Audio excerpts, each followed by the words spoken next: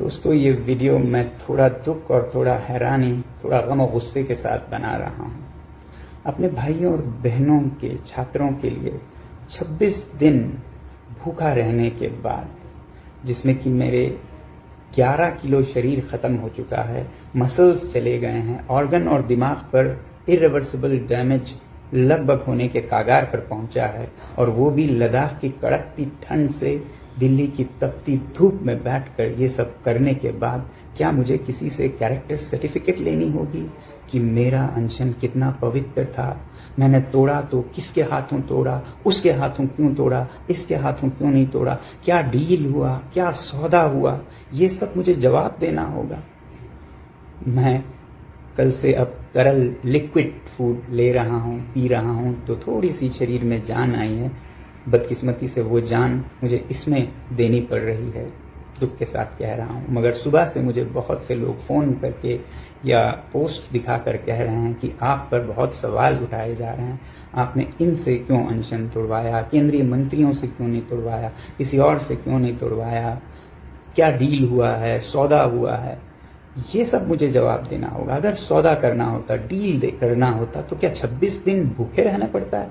कितनों ने डील किए हैं, आपने देखा होगा। क्या वो इस तरह से डील करते हैं? क्या मैं आलीशान एयर कंडीशन कमरे में बैठ के डील सौदा नहीं कर सकता था? मुझे यहाँ दिल्ली की गर्मी में बाहर रोड साइड पर बैठकर डील करना पड़ता।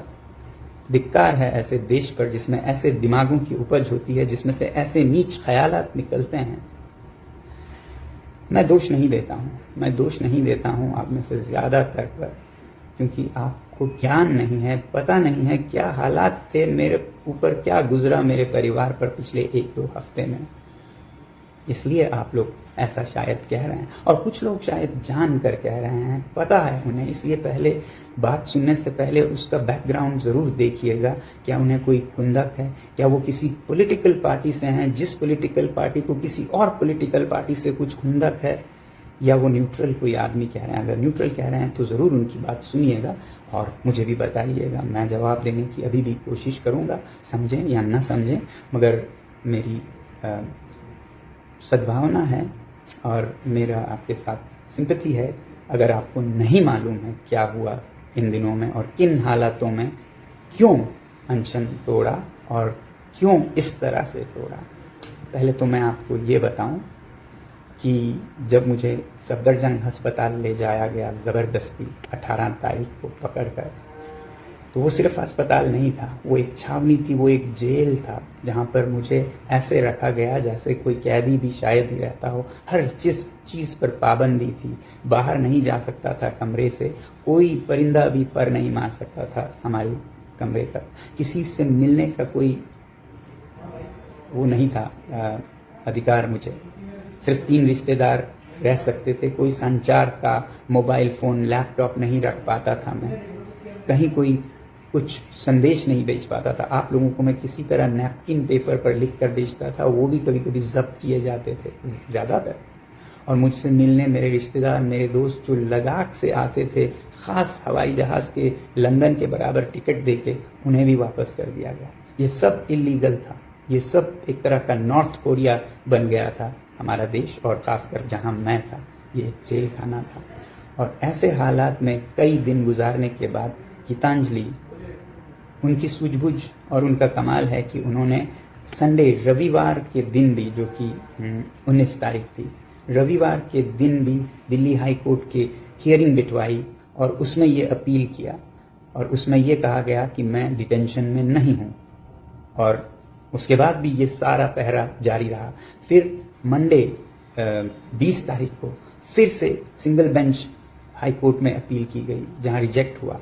फिर 21 तारीख को ट्यूसडे डबल बेंच हियरिंग बिठाई गई, जिसमें फाइनली ये डिक्लेयर किया गया कि मैं जहां जिस अस्पताल में भी जा सकता हूं और आज़ाद नागरिक हूं। मगर उस दिन भी आपको नहीं मालूम है किन हालतों में मैं रहा। हाई कोर्ट के आदेश के बाद भी मुझे सफदरजंग से जाने नहीं दिया गया, ये कहकर कि हमें ऑर्डर नहीं आया है। 2 बजे शायद ऑर्डर दी गई, 7 बजे तक ऑर्डर को रोक के रखा गया और उन्हें नहीं दिया गया ताकि मैं न जा पाऊँ। पता नहीं मंशा मंसूबा क्या थी उनकी। रोक कर 3 घंटे सामान पैक करके हमें बिठाया गया। फिजिकली लड़ के झगड़ के हड़ताल के अंदर और एक हड़ताल करके जमीन पर लेट कर जो ताकत 22वें दिन मेरे में थी वो जोर लगाकर मुझे बाहर जबरदस्ती निकलना पड़ा। आपको नहीं मालूम है। Ask them to arrest me. I'm a free citizen. Ask them to arrest me. Yes, arrest me. What is this giving me for 3 hours here on 25th day of my hunger? You all are harassing me. Yes, you. If I die of stress, it will be your responsibility. What does it want? आप लोगों को बदतमीजी कर रहे हो, order लेके आओ। हाँ? Please open. I'm going. Arrest me if you want. Bloody third class people. आप जबरदस्ती क्यों बात कर रहे थे? Shameless people. This is government or this is a butcher? Please come and Arrest me if you want. You arrest me. Arrest me. You can stop me wherever. Let the nation know how. Sir, we have sent you the order number. Okay, I have sent this doctor. Order. Sir, bar and bench का पूरा news भेजा है। यहाँ पर If I He said कि still it is not. lie down here. Take pictures. Let's see who snatches your phone. Sir आपको high court का order भी नहीं आया, जैसे आता है डॉक्टर रेडी है। ऑर्डर क्यों नहीं आया? तो आपके पता कीजिए। That is It is digitally everywhere. The world knows. Sir. Except you, the world knows.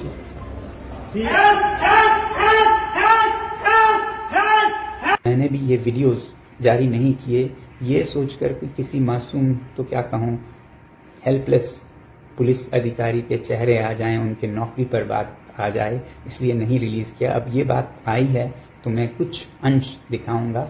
ये वीडियोस भी बाहर ना जाएं, इस पर हमारे फ़ोन पर छीना झपटी हुई, तोड़ फोड़ हुआ और हमने किसी भी तरह ये वीडियोस रखे, मगर मैं रिलीज नहीं कर रहा हूँ। छोटा आपको एक नमूना दिखाऊंगा। ऐसे हालात से हम गए मेदांता हॉस्पिटल गुड़गांव में। हमने सोचा अब हम आज़ाद नागरिक हैं, यहाँ पर आज़ादी होगी, मगर नहीं। हमें बाद में पता चला यहाँ भी वैसे ही छावनी बनाई गई। यहाँ भी बाहर 5-10 पुलिसकर्मी, नीचे 200-300 पुलिसकर्मियों के दस्ते, पूरा हॉस्पिटल एक तरह का छावनी कैंप मिलिट्री बना दिया गया। किसी को मुझसे यहाँ भी मिलने नहीं दिया गया। बाहर जाने पे पाबंदी, हर चीज़ पे पाबंदी लगाई गई। ऐसा मेरे साथ ट्रीटमेंट किया गया। अभी भी हो रहा है, अभी भी हो रहा है। आप लोग आके देखिएगा, बहुतों में आप लोगों ने देखा है। तो 21 तारीख को ट्यूसडे को ऑर्डर के बाद रात को मैं यहाँ गुड़गांव के हॉस्पिटल वेदांता अस्पताल में पहुँचा और उसी रात देर रात केंद्रीय मंत्री जेपी नड्डा जी और जितेंद्र सिंह जी आए। मुझे बताया गया इस एजेंसी के अफसरों ने कि वो आ रहे हैं कुछ बात करने, और फिर आए और उन्होंने कहा कि आप अनशन तोड़िएगा, हम चाहते हैं अनशन आपका न रहे वगैरह वगैरह। मैंने उन्हें कहा कि मैं यूं ही तोड़ने के लिए तो बैठा नहीं हूँ, शर्तें होंगी, उनको आप माने तो मैं अनशन तोड़ भी दूंगा। तो शर्तें पूछी गई हमसे। मैंने कहा accountability in education, education minister का रिजिग्नेशन।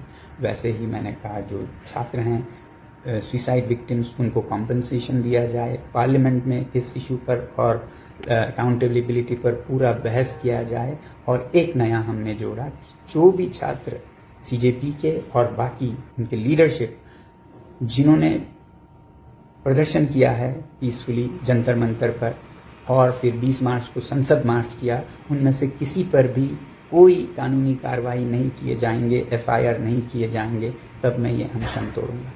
तो उन्होंने 1-2 को तो मानने की रजामंदी जाहिर की, 2-3 पर वो पूछ के बताएंगे ऐसा कहा और फिर वो चले गए।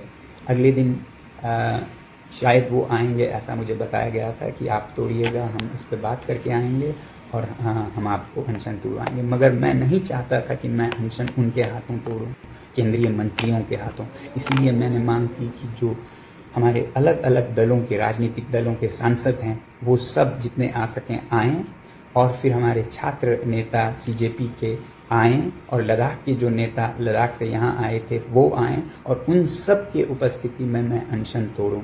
अगले दिन मैंने इसके लिए उम्मीद की और आए भी लोग यहाँ पर। मगर अगले दिन सांसद आए कोई 15 से 20, उन्हें किसी को अंदर नहीं आने दिया गया। बाहर गेट पर खड़ा कर 3-3, 4-4 घंटे इंतज़ार करवाया गया। सीजेपी के हमारे छात्राएं आई थी, उनको भी रोक कर रखा गया। लद्दाख के नेताओं को तो पूरा आधा दिन इंतज़ार करवा के शाम को खाली हाथ लौटा दिया गया। इस तरह से उन पर क्रूरता से व्यवहार किया गया। मुझसे एक आज़ाद नागरिक से, जिसे दिल्ली हाई कोर्ट ने आज़ाद डिक्लेयर किया था, उससे मिलने तक नहीं दिया गया। अब हम इस पर कंटेम्प्ट ऑफ कोर्ट का कार्यवाही शुरू करने की सोच रहे हैं। अगर कोर्ट ने हमें कहा कि हम जहाँ चाहें जा सकते हैं, मिल सकते हैं, तो किसने और क्यों ऐसे लोगों को रोका है?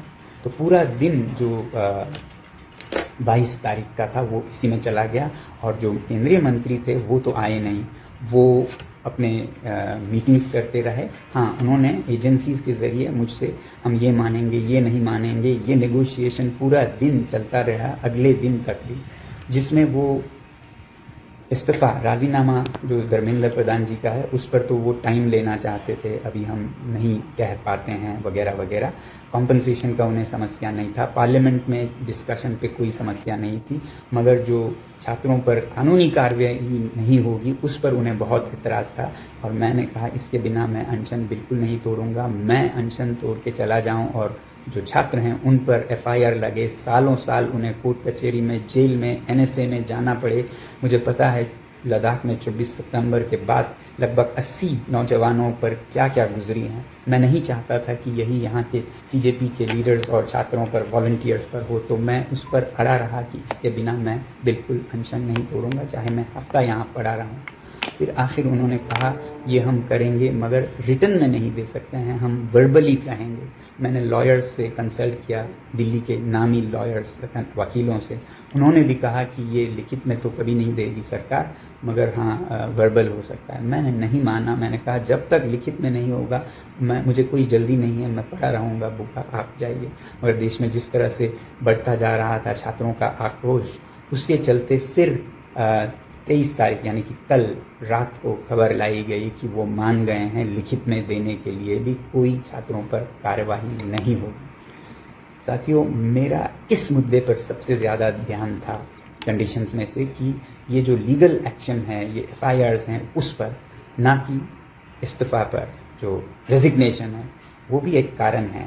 मैं कह रहा था एक और वीडियो में कि मेरा दिमाग अलग तरीके से चलता है। मैं इस रेजिग्नेशन को बहुत ज़रूरी मेरे द्वारा करवाना नहीं समझता हूँ।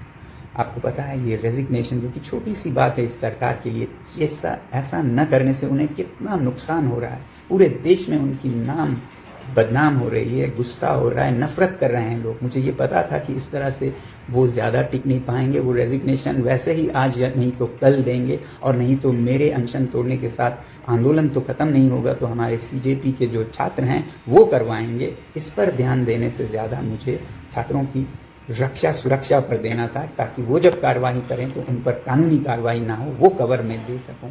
बाकी वो कर सकते हैं, और क्योंकि उन्हें ही नुकसान हो रहा था तो मुझे पता था ये जल्द ही हो जाएगा रेजिग्नेशन का काम भी, इसलिए मैंने उस पर ज़्यादा जोर नहीं दिया। फिर कल रात को लगभग 12 बजे, रात के 12 बजे, जबकि दिन में इतने सारे लोग आए थे, छात्र आए थे, नेता आए थे, MPs आए थे, जो कि ये अंडरस्टैंडिंग और ये अनशन तोड़ने के लिए आए थे। मेरी डिमांड यही थी कि मैं सबके उपस्थिति में ये अनशन तोड़ूंगा, जहां मंत्री भी होंगे, जिनसे हमने कॉम्पनसेशन लेना है, ये गारंटी लेना है कि कोई कार्रवाई नहीं होगी, उनका उपस्थित होना भी ज़रूरी है। साथ में हर एक पार्टी के, मैंने कहा था 2-2 MPs होंगे, CJP के नेता होंगे, लद्दाख के नेता होंगे। मगर उन सब को वापस करने के बाद फिर कल रात को कोई 12 बजे मुझे बताया गया कि मंत्री अभी आ रहे हैं, वो मान गए हैं ये अनशन तोड़वाने पर, लिखित में भी देने पर। अब एक तरफ मेरा सबसे बड़ा डर और ये जल्दी करने का कारण ये था कि आपको याद होगा दिल्ली में हालात इस तरह बनते जा रहे थे कि कभी भी कोई बहुत बड़ा क्रैकडाउन हो सकता है। कल रात को जो मैं वीडियोस देख पा रहा था उससे लग रहा था कि कनॉट प्लेस एरिया में बहुत बड़ा कुछ होने वाला है। आप ही लोग रिपोर्ट दे रहे थे, और मुझे बार बार याद आ रहा था लद्दाख का 24 सितंबर, जिसमें बहुत बेरहमी से पुलिस और CRPF ने गोलियां सर में, सीने में मार के लद्दाख के युवाओं का कत्लेआम किया था।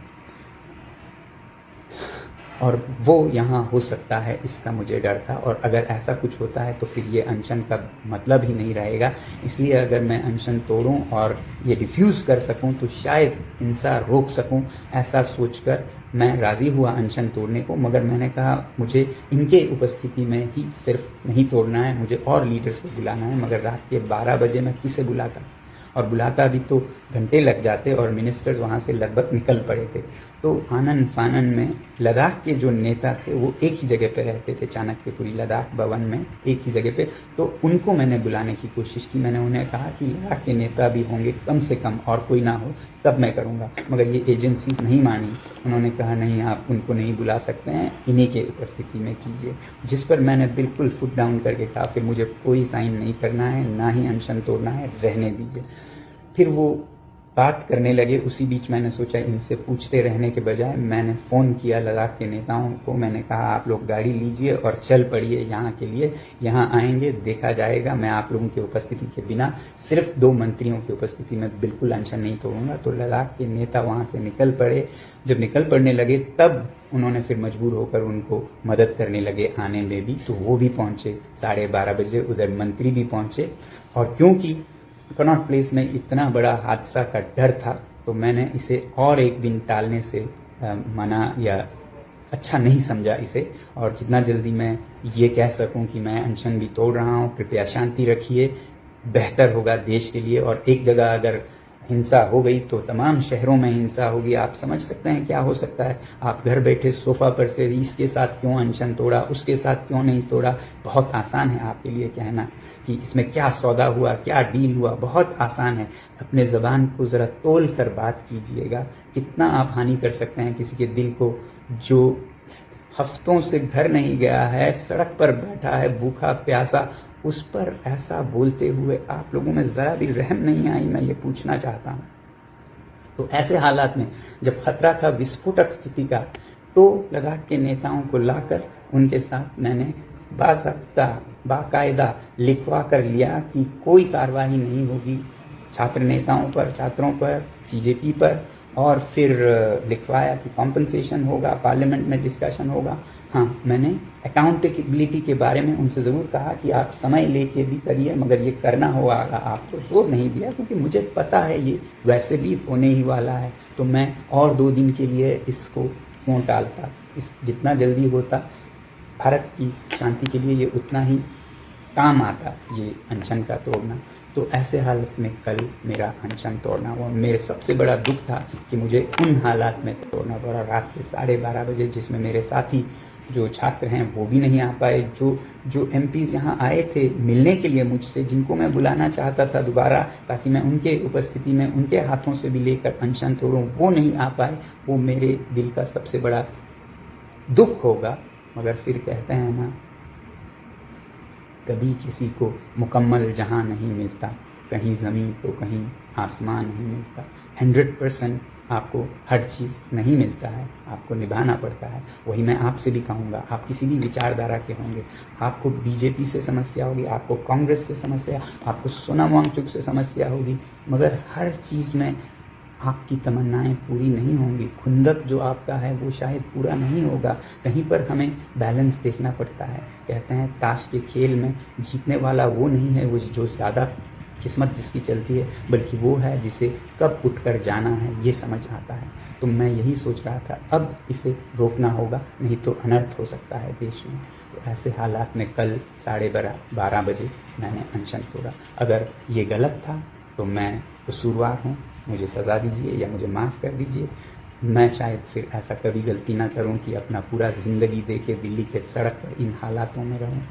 मगर नहीं, मेरा ख्याल ये है कि आप अनजान हैं, आपको ख्याल नहीं है क्या यहाँ हालात थे, कैसे मुझे रखा गया है, इस दिल्ली को कैसे नॉर्थ कोरिया बनाया गया है, जिस पर कि सवाल उठने चाहिए, जिस पर कि हम कोर्ट में भी चैलेंज करेंगे कि कैसे नागरिकों को ऐसे ट्रीट किया जाए जब दिल्ली हाई कोर्ट अपने फैसले सुनाती है। ये एक अलग चैप्टर है, मगर जो भी गुजरा है उसके बावजूद ये सब सहते हुए भूख के ऊपर ये सब हमने किया है। आपके लिए कहना बहुत आसान होता होगा, मगर हमारे लिए हर चीज़ में से गुजरना, उसे जीना और उसमें से फिर निकल कर आना उतना आसान नहीं है। तो थोड़ी सी आप भी मन में